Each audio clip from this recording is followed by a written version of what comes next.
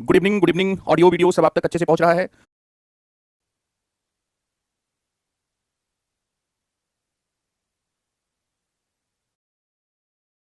तीन चार cultural zone से मिलकर बनता है। जैसे एक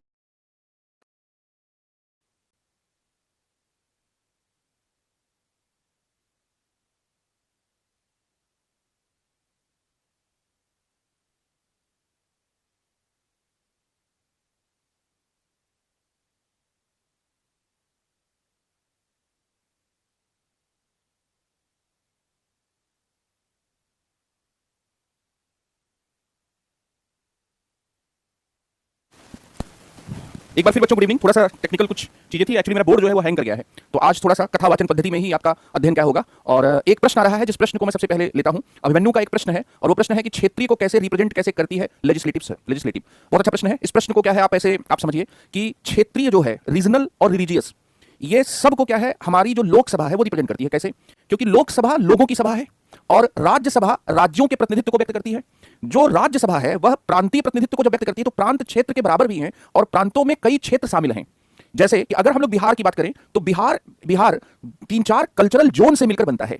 जैसे एक तरफ मैथिली कल्चरल जोन है, भोजपुरी है, मगही है, मतलब ये इस तरह के कल्चरल जोन है। इसी तरह से उत्तर प्रदेश की बात करें तो उत्तर प्रदेश में ब्रज है, अवधी क्षेत्र है, जो भोजपुरी का इलाका उत्तर प्रदेश का है वह भी है, रुहेलखंड के कुछ इलाके हैं, बुंदेलखंड हैं। तो जब यहां पर जब लोकसभा का चुनाव होता है तो यह कहा जाता है कि बुंदेलखंड इलाके से सारी सीटें इस पार्टी को चली गई, रुहेलखंड इलाके से सारी सीटें बीजेपी या इनको चली गई, हरित पश्चिमी उत्तर प्रदेश से। इसका मतलब क्या है कि लोकसभा भी कई क्षेत्रों को क्या करती है, रिप्रेजेंट करती है। जो लोकसभा है वह लोकसभा भी कई क्षेत्रों को रिप्रेजेंट करती है और लोकसभा के साथ साथ जो लोकसभा है वह कई क्षेत्रों को रिप्रेजेंट करने के साथ साथ आप ये भी कह सकते हैं कि राज्यसभा खुद में राज्यों का प्रतिनिधित्व करती है। तो जब वह राज्यों का प्रतिनिधित्व करती है, ऐसी सिचुएशन में, ऐसी जो सिचुएशन है उस सिचुएशन में बच्चों वह राज्य के भीतर के क्षेत्रों को कभी प्रतिनिधित्व करती है। और अगर एक राज्य को ही पूरा क्षेत्र मान लिया जाए, जैसे अगर हम लोग उत्तर भारत के राज्यों के आधार पर बात करें तो उत्तर भारत के राज्यों के आधार पर उत्तर प्रदेश, बिहार ये उत्तर भारत के राज्य हैं, हिमाचल प्रदेश, हरियाणा ये सब उत्तर भारत के राज्य हैं। तो हमारी जो संसद है वो संसद इन क्षेत्रीय विस्तारों को भी उनका प्रतिनिधित्व व्यक्त करती है, इसलिए वो क्या है, क्षेत्र को भी व्यक्त करती है। बस एक बहुत महत्वपूर्ण बात क्या है कि संसद जो होती है वह क्षेत्र को व्यक्त करते समय भी क्षेत्रवाद या क्षेत्रीयता की जो भावना है उस क्षेत्रवाद या क्षेत्रीयता की भावना को आगे नहीं बढ़ाती है। तो इस तरह से बच्चों क्या है कि ये आपके लिए इंपॉर्टेंट एक कॉन्सेप्ट है। क्योंकि बच्चों ये आज एक प्रॉब्लम आ गई कि बोर्ड क्या है किसी वजह से हैंग हो गया है, तो मैं आपको आज केवल संघात्मक शासन प्रणाली का एक बहुत शॉर्ट क्या है एक डिस्क्रिप्शन आपके सामने रखता हूं और कल मैं इसको क्या है आपको और विस्तृत करते हुए, क्योंकि संसदीय शासन प्रणाली को जैसे मैंने लिया है तो उसके कुछ और डायमेंशन को डिस्कस करेंगे, संघात्मक शासन प्रणाली को थोड़ा डिस्कस करके दोनों को क्लब करते हुए बीपीएससी के पिछले वर्षों के आए हुए प्रश्न, कुछ आईएएस के प्रश्न और बीपीएससी के लिए जो संभावित प्रश्न है उन पर चर्चा करेंगे। अब इसको आप एक सिंपल से नोशन से समझिए कि जब हम लोग सरकार की या राजनीतिक व्यवस्थाओं के अध्ययन की बात सोचते हैं तो सरकारों या राजनीतिक व्यवस्थाएं जो होती हैं उनमें क्या है, उनका जो वर्गीकरण होता है, उनको लेकर जो समझ होती है वह समझ क्या है आप कई तरीके से बना सकते हैं। जैसे सरकार का एक वर्गीकरण कार्यपालिका के आधार पर किया जाता है, कार्यपालिका के स्वरूप के आधार पर किया जाता है।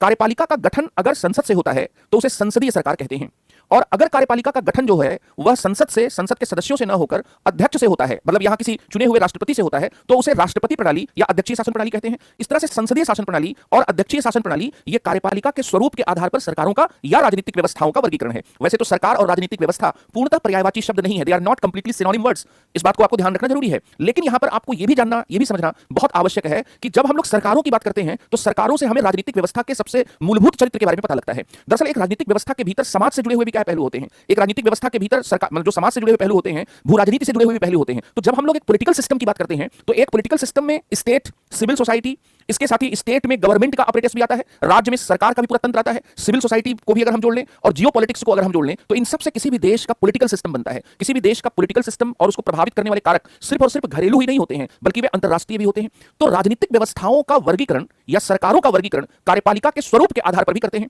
कार्यपालिका के स्वरूप के आधार पर सरकारें या राजनीतिक जो व्यवस्थाएं होती हैं वे राजनीतिक व्यवस्थाएं दो प्रकार की होती हैं, संसदीय पार्लियामेंट्री एंड प्रेसिडेंशियल अध्यक्षीय। जो संसदीय सरकार या जो संसदीय प्रणाली होती है, जो पार्लियामेंट्री फॉर्म ऑफ गवर्नमेंट होता है, उसकी विशेषता क्या है? पार्लियामेंट्री फॉर्म ऑफ गवर्नमेंट की सबसे बड़ी विशेषता यह है कि इसमें सरकार का जो गठन है वो संसद से होता है, और सरकार का गठन अगर संसद से होगा, अगर कार्यपालिका का गठन विधायिका से होगा, तो कार्यपालिका और विधायिका के बीच में पूर्णतः पृथक्करण कभी भी संभव नहीं है। मतलब जो कार्यपालिका है और जो विधायिका है उस विधायिका के बीच में पूर्णतः पृथक्करण संभव नहीं है, कंप्लीट सेपरेशन कभी भी क्या है, पॉसिबल नहीं है। अब अगर कंप्लीट सेपरेशन पॉसिबल नहीं है तो इसका क्या मतलब निकालें? शक्तियों के पृथक्करण का सिद्धांत संसदीय प्रणाली में न्यायपालिका और विधायिका के बिलगाव के संदर्भ में तो प्रयुक्त किया जा सकता है, लेकिन शक्तियों के पृथक्करण का सिद्धांत संसदीय शासन प्रणाली में विधायिका और कार्यपालिका के कॉन्टेक्स्ट में प्रयोग नहीं किया जा सकता है। यह बात आपको क्या है, यह बात आपको ध्यान में रखनी है। अब यहां पर बच्चों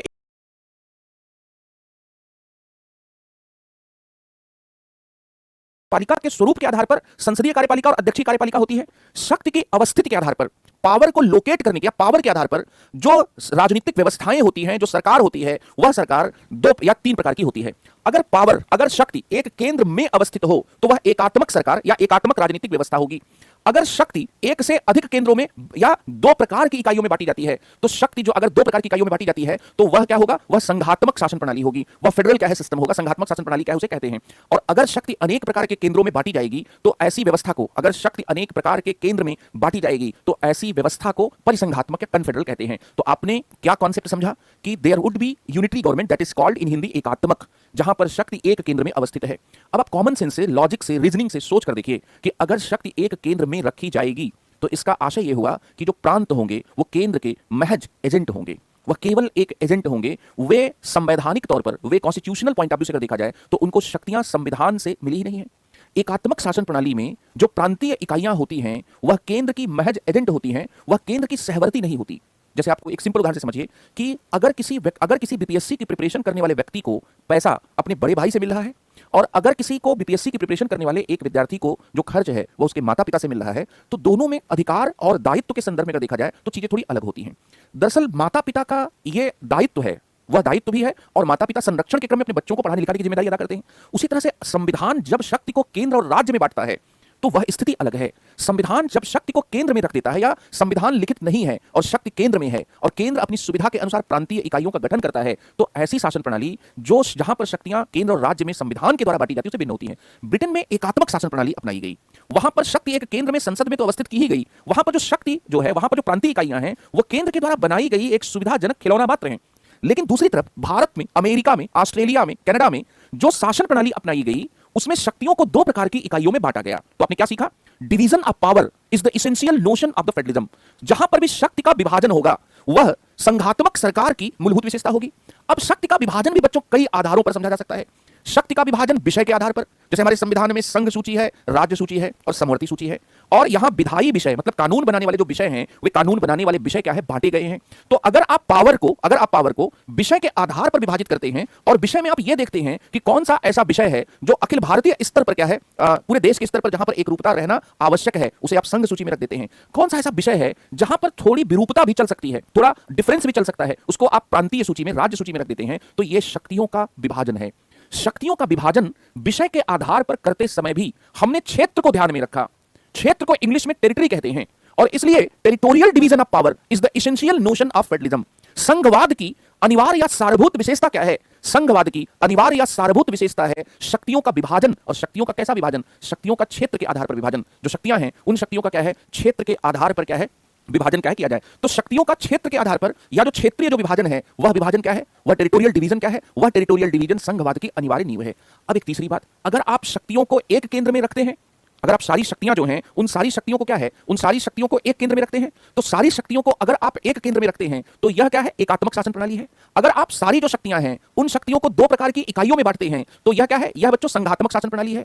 और इसके साथ ही बच्चों अगर आप सारी जो शक्तियां हैं उन शक्तियों को अनेक प्रकार की इकाइयों में बांट देते हैं तो अनेक प्रकार की इकाइयों में बांटने पर यह क्या होगा, यह परिसंघात्मक या कन्फेडरल शासन प्रणाली है। इस तरह से बच्चों क्या है कि अगर हम लोग यहां पर देखें, अगर हम लोग यहां पर इस बात को समझें तो जो राजनीतिक व्यवस्थाएं हैं उन राजनीतिक व्यवस्थाओं के कॉन्टेक्स्ट को अगर हम लोग यहां पर समझें तो ऐसी स्थिति में शक्ति की अवस्थिति के आधार पर एकात्मक, संघात्मक और एकात्मक संघात्मक के साथ साथ क्या है, परिसंघात्मक, कन्फेडरल, तीन प्रकार की शासन प्रणालियां होती हैं। संघात्मक शासन प्रणाली में शक्ति का क्षेत्रीय विभाजन होगा। कुछ विषय ऐसे होंगे जो पूरे देश तक को प्रभावित करेंगे, तो पूरे देश तक प्रभावित करने वाले विषयों को हम क्या है, राष्ट्रीय विषय मानेंगे, संघ सूची में रखेंगे। कुछ विषय ऐसे होंगे जहां पर एक रूपता वांछनीय तो है, डिजायरेबल तो है, लेकिन नेसेसरी नहीं है, अनिवार्य नहीं है, उनको हम प्रांतीय सूची में रख लेंगे। तो आपको सबसे जो इंपॉर्टेंट कॉन्सेप्ट है, जो सबसे मेन कॉन्सेप्ट है, उस सबसे मेन कॉन्सेप्ट को बच्चों यहां पर क्या है, ध्यान में क्या है रखना है। और सबसे मेन कॉन्सेप्ट यहां पर जैसा मैंने आपसे कहा कि सबसे मेन कॉन्सेप्ट है टेरिटोरियल डिवीजन ऑफ पावर। जो टेरिटोरियल डिवीजन ऑफ पावर है वह जो शक्ति का जो क्षेत्रीय विभाजन है, उस क्षेत्रीय विभाजन के कॉन्टेक्स्ट में क्या है, संघवाद की सबसे महत्वपूर्ण विशेषता है। अब एक और बात कि अगर आप पावर का डिवीजन करते हैं तो उसके दो तरीके हो सकते हैं। आप या तो लिखकर डिवीजन कर सकते हैं या फिर मौखिक रूप से कर सकते हैं। आपने शक्ति बांटा, जैसे रेलवे को चलाने की जो शक्ति थी वह शक्ति आपने किसको दे दी, आपने रेल चलाने की जो शक्ति है वह शक्ति आपने केंद्र को दे दी। हवाई जहाज उड़ाने की शक्ति या उसके नियमन से जुड़ी हुई सारी व्यवस्थाएं आपने केंद्र को दे दिया। लेकिन जो बस है, जो सड़क परिवहन है, वहां पर राज्य को रखा। यहां जो शक्तियों का जो विभाजन है, यह विभाजन कोई आसान काम नहीं है कि किस विषय पर कौन कर लगाएगा। किस विषय पर कौन कर लगाएगा, कौन सा टैक्स किसका होगा। और ऐसी स्थिति में शक्तियों का विभाजन जहां भी किया जाता है वहां उसे लिखकर किया जाता है, और जैसे ही आप लिखेंगे तो लिखित संविधान की क्या होगी, आवश्यकता होगी। लिखित संविधान की आवश्यकता होगी, इसका सीधा सा मतलब क्या है, इसका सीधा सा मतलब यहां पर बच्चों ये है कि लिखित संविधान संघात्मक शासन प्रणाली की अनिवार्य विशेषता है। अच्छा, जब आप लिखेंगे बच्चों, जस्ट मिनट बच्चों, जब आप लिखेंगे तो लिखने के समय जो पावर होगा, जो यहां पर जो पावर होगा वो पावर क्या होगा आप वहां पर डिसाइड करेंगे। तो अब यहां पर क्या है कि जो पावर है उस पावर के संदर्भ में क्या है आप यहां पर उसको डिसाइड करेंगे। एक मिनट बच्चों, जरा सा चैट देखने में दिक्कत आ रही है।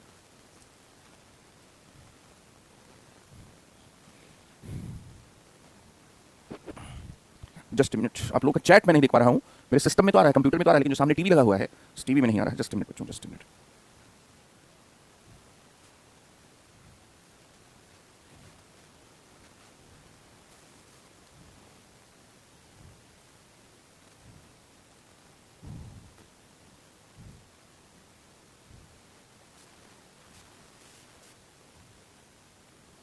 चलिए, अब यहां पर क्या है कि मैंने आपको ये बताया, मैं आपके सारे प्रश्न भी अभी ले रहा हूं। एक मैंने आपको ये बताया कि शक्तियों का जो टेरिटोरियल डिवीजन होगा वो संघात्मक शासन की मूलभूत विशेषता है। शक्तियों का क्षेत्रीय विभाजन लिखित संविधान की तरफ हमें ले जाता है, तो लिखित संविधान भी संघात्मक शासन प्रणाली की मूलभूत विशेषता है। अब यहां पर लिखे गए संविधान के साथ साथ अगर उस लिखे गए संविधान में जो शक्तियां बांटी गई हैं उन बांटी गई शक्तियों पर अगर विवाद हो जाए तो ऐसी स्थिति में उस विवाद का निपटारा करने के लिए हमें स्वतंत्र और निष्पक्ष न्यायपालिका की जरूरत होगी। इसलिए संघात्मक शासन प्रणाली में एक तीसरी विशेषता भी होती है। शक्तियों के क्षेत्रीय विभाजन लिखित संविधान के साथ साथ एक तीसरी विशेषता भी है, और वह तीसरी विशेषता क्या है, वह तीसरी विशेषता है स्वतंत्र और निष्पक्ष क्या है, न्यायपालिका। जो ये स्वतंत्र और निष्पक्ष न्यायपालिका है, इस स्वतंत्र और निष्पक्ष न्यायपालिका के संदर्भ को अगर हम लोग देखें तो क्या है, केंद्र और राज्य के बीच में, राज्यों में आपस में, और राज्य केंद्र और इसके साथ ही क्या है केंद्र शासित प्रदेश के बीच में भी, जैसे दिल्ली के एलजी और चीफ मिनिस्टर के बीच में भी विवाद उपज सकते हैं। और ऐसी स्थिति में आप हाई कोर्ट से इसका समाधान नहीं कर सकते। आप इसके लिए आपको एक ऐसे कोर्ट की जरूरत होगी जो ऐसे फेडरल डिस्प्यूट्स को रिजॉल्व कर सके, जो ऐसे संघात्मक शासन प्रणाली का क्या करे, समाधान कर सके। तो संघात्मक शासन प्रणाली के समाधान के कॉन्टेक्स्ट में अगर हम लोग यहां पर देखें तो जो स्वतंत्र और निष्पक्ष न्यायपालिका है वह स्वतंत्र और निष्पक्ष न्यायपालिका क्या होती है, आवश्यक होती है। तीन विशेषताएं मैंने बता दी। चौथी जो विशेषता है बच्चों, वो चौथी विशेषता क्या है, वह ये है, जो चौथी विशेषता है वह चौथी विशेषता क्या है, चौथी विशेषता बच्चों ये है कि संघात्मक शासन प्रणाली जो होती है उसमें हम इकाइयों के आधार पर भी लोगों की पहचान बनते हुए देखते हैं। जैसे कि कोई बिहार का रहने वाला व्यक्ति है, कोई झारखंड का रहने वाला व्यक्ति है, कोई बंगाल का रहने वाला व्यक्ति है, कोई उत्तर प्रदेश या मध्य प्रदेश का रहने वाला व्यक्ति है, तो एक पहचान उसकी उसके प्रदेश से है, ठीक है, और एक पहचान उसके भारतीय होने के संदर्भ में है। जब आप कॉन्स्टिट्यूशन से प्रोविंशियल यूनिट्स को एक स्टेटस देंगे, एक रिकॉग्निशन देंगे, तो इस स्टेटस या रिकॉग्निशन से आइडेंटिटीज क्रिएट होंगी, उससे पहचान निर्मित होगी। जैसे झारखंड के 2000 में बिहार से अलग होने के बाद झारखंड के रहने वालों की पहचान बिहार के लोगों से अलग हो गई। उत्तराखंड के बनने के बाद यूपी से उत्तराखंड के लोगों की पहचान क्या अलग हो गई। तो हमेशा क्या होता है, संघात्मक शासन प्रणाली में एक प्रांतीय पहचान भी होती है, एक प्रोविंशियल आइडेंटिटी भी होती है, और एक नेशनल आइडेंटिटी भी क्या होती है। संविधानों के बारे में यह कहा जाता है कि वो आइडियल्स, इंस्टीट्यूशंस और आइडेंटिटी, ये तीनों आई को क्या करता है, डिफाइन और डिटरमाइन करता है। तो आइडियल्स, इंस्टीट्यूशन और इसके साथ ही आइडेंटिटी। तो जो संघात्मक शासन प्रणाली है इसमें दोहरी पहचान बनती है, लेकिन भूल कर भी यह नहीं समझना है कि इससे दोहरी नागरिकता बनती है। भारत और अमेरिका दोनों में संघात्मक शासन प्रणाली है। दोनों में संघात्मक शासन प्रणाली होने के बावजूद भारत में एकल नागरिकता का प्रावधान है और अमेरिका में दोहरी नागरिकता का प्रावधान है। दोहरी नागरिकता, दोहरी पहचान को संवैधानिक मान्यता देना है, लेकिन एकल नागरिकता दोहरी पहचान होते हुए भी राष्ट्रीयता और एकता की जरूरतों के हिसाब से दरअसल एकल नागरिकता को स्वीकार करना है, दरअसल सिंगल आइडेंटिटी को क्या है, स्वीकार करना है। तो इस तरह से बच्चों क्या है कि एकल पहचान की अवधारणा को, सिंगल आइडेंटिटी की अवधारणा को क्या है, इसमें क्या है, स्वीकार किया गया। और इसके साथ ही जो एक बात सोचने की है कि जहां पर आप पावर को डिवाइड करेंगे, जहां पर आप शक्ति को बांटेंगे, वहां पर टकराव भी होंगे। तो क्या आप एक ऐसे सिस्टम को क्रिएट कर रहे हैं जहां पर दो पावर को बांटने से जुड़े हुए जो प्रश्न हैं वो प्रश्न उस सिस्टम के कोऑर्डिनेशन को नुकसान पहुंचाएं। इसलिए ग्रैनविल ऑस्टिन ने इस बात को जोड़ा कि संघात्मक शासन प्रणालियां सिर्फ और सिर्फ शक्तियों का क्षेत्रीय विभाजन ही या क्षेत्रपरक विभाजन ही नहीं करती हैं, वे एक कोऑर्डिनेशन, वे एक तालमेल को भी क्या करती हैं, स्थापित करती हैं। और वे कोऑर्डिनेशन या तालमेल को जब स्थापित करती हैं तो ऐसी स्थिति में जो संघात्मक शासन प्रणालियां हैं, वे संघात्मक शासन प्रणालियां समन्वयात्मक जो एजेंसियां हैं, उन एजेंसियों के गठन के कॉन्टेक्स्ट में क्या है, बहुत क्या है, महत्वपूर्ण क्या हो जाती हैं। जिस तरह से बच्चों क्या है कि संघात्मक शासन प्रणालियों के कॉन्टेक्स्ट को हम लोगों ने यहां पर समझा, तो 5 बातें आपने समझा। कौन कौन सी बातें आपने समझी? पहली बात आपने समझी कि जो संघात्मक शासन प्रणाली है उस संघात्मक शासन प्रणाली में क्षेत्रीय विभाजन होगा। दूसरी बात आपने समझी कि संघात्मक शासन प्रणाली में क्षेत्रीय विभाजन के साथ साथ जो लिखित संविधान होगा, लिखित संविधान में कही गई लिखी गई बातों पर भी डिस्प्यूट अराइज हो सकते हैं। इसलिए स्वतंत्र और निष्पक्ष क्या है, यहां पर क्या है कि स्वतंत्र और निष्पक्ष क्या है भी व्यवस्था होगी। और स्वतंत्र और निष्पक्ष न्यायपालिका के साथ साथ आपको यह भी बताया गया कि वहां पर दोहरी पहचान होगी, लेकिन जरूरी नहीं कि दोहरी नागरिकता बने। और पांचवी महत्वपूर्ण बात यह है कि आजकल संघात्मक शासन प्रणालियों में केवल और केवल शक्तियों का विभाजन ही नहीं होता है, बल्कि समन्वयात्मक एजेंसियां भी बनाई जाती हैं। जैसे भारत में इंटर स्टेट काउंसिल्स बनाई गई 263 के तहत, भारत में फाइनेंस कमीशन बनाया गया जो केंद्र और राज्य के बीच में राजस्व के बंटवारे के संदर्भ में क्या है ये है। आवाज की कोई प्रॉब्लम आ रही है, जस्ट मिनट बच्चों, आवाज बफरिंग हो रही है, बफरिंग कॉन्सेप्ट। अब यहाँ पर जस्ट मिनट बच्चों, आवाज तो ठीक होना चाहिए। चलिए अभी आवाज ठीक है बच्चों, इट्स ओके, ठीक है। अब यहां पर बच्चों क्या है, हम लोगों ने जो यहां कॉन्सेप्ट क्या समझा, जो हम लोगों ने यहां पर पॉइंट समझा, उस पॉइंट को मैं आगे आपको क्या है लिखवा दूंगा। यहां पर बच्चों आज के लिए मैं माफी चाहूंगा क्योंकि आज बहुत सारे मतलब जो मेरे सामने स्क्रीन में आपकी चीजें आ रही थी हट गई, अब मुझे बार बार कंप्यूटर में देखना पड़ रहा है। तो एक प्रश्न जैसे एक दो प्रश्न यहां पर आए हैं, उन प्रश्नों को ले लेता हूं और कल से इसको और व्यवस्थित तरीके से शुरू करेंगे और लिखवा भी दूंगा आपको। देखिए एक प्रश्न तो ये आया है कि जो परिसंघात्मक या कन्फेडरल सिस्टम है उसका एग्जाम्पल क्या है। तो उसका सबसे अच्छा एग्जाम्पल है यूरोपीय यूनियन। और यूरोपीय यूनियन क्यों है एग्जाम्पल, क्योंकि वहां पर इकाइयों को अलग होने का अधिकार है। इकाइयों को अलग होने का अधिकार, इसका मतलब क्या है कि इकाइयों को केंद्र से अधिक शक्ति है। और अगर हम लोग देखें तो एकात्मक शासन प्रणाली में केंद्र के पास अधिक शक्तियां हैं। संघात्मक शासन प्रणालियों में पलड़ा किसी के पक्ष में झुका हो सकता है, लेकिन केंद्र और राज्य कुछ मामले में सहवर्ती होते हैं। इस मामले में तो सहवर्ती होते हैं कि केंद्र और राज्य दोनों को शक्तियां संविधान से बांटी जाती हैं। जो परिसंघात्मक शासन प्रणाली है उसमें एकात्मक के ठीक उलट, एकात्मक में तो केंद्र के पास अधिक शक्तियां हैं, परिसंघात्मक में इकाइयों के पास अधिक शक्तियां होती हैं। और इसीलिए यूरोपीय यूनियन को कन्फेडरल का एक जीता जागता उदाहरण मानते हैं। इसके पहले जो वेस्ट इंडीज बना था वह भी क्या है, परिसंघात्मक का एक जीता जागता उदाहरण था। जिस तरह से ये हुआ। दूसरा क्या है, प्रश्न आया है प्रेसिडेंशियल और सेमी प्रेसिडेंशियल क्या है व्यवस्था के संदर्भ में, राष्ट्रपति और मतलब अध्यक्षीय और अर्ध अध्यक्षीय। तो देखो अर्ध अध्यक्षीय में क्या है कि जिसमें अध्यक्षीय प्रणाली की विशेषता हो, मतलब एग्जीक्यूटिव जिसमें अध्यक्ष से बनती हो, ठीक है, लेकिन कुछ शक्तियां उसमें प्रधानमंत्री को भी दे दी जाती हूं, जैसे फ्रांस है, श्रीलंका है। इनमें क्या है, दरअसल अर्धअध्यक्षीय का मतलब क्या है कि अध्यक्षीय मतलब कार्यपालिका बेसिकली अध्यक्षीय है, इसका मतलब राष्ट्रपति के पास ज्यादा शक्तियां हैं, लेकिन कुछ दिन प्रतिदिन के मामले में प्रधानमंत्री को भी कुछ शक्तियां दे दी जाती है। सरल भाषा में कि जब हम बड़े नीतिगत मामलों में राष्ट्रपति को शक्तिशाली बनाए रखते हुए दिन प्रतिदिन के मामलों में निर्णय करने के संदर्भ में प्रधानमंत्री को भी शक्तियां दे देते हैं, तो इसे अर्ध अध्यक्षीय प्रणाली क्या है कहते हैं। तो आज बच्चों मैं माफी चाहूंगा, इतना ही आपसे डिस्कस करता हूं। कल थोड़ा इसको और व्यवस्थित कर, मतलब कल जो है थोड़ा ये सब सिस्टम वगैरह ठीक करते हुए आगे की चीजों को डिस्कस करेंगे। थैंक यू बच्चों, ऑल द बेस्ट।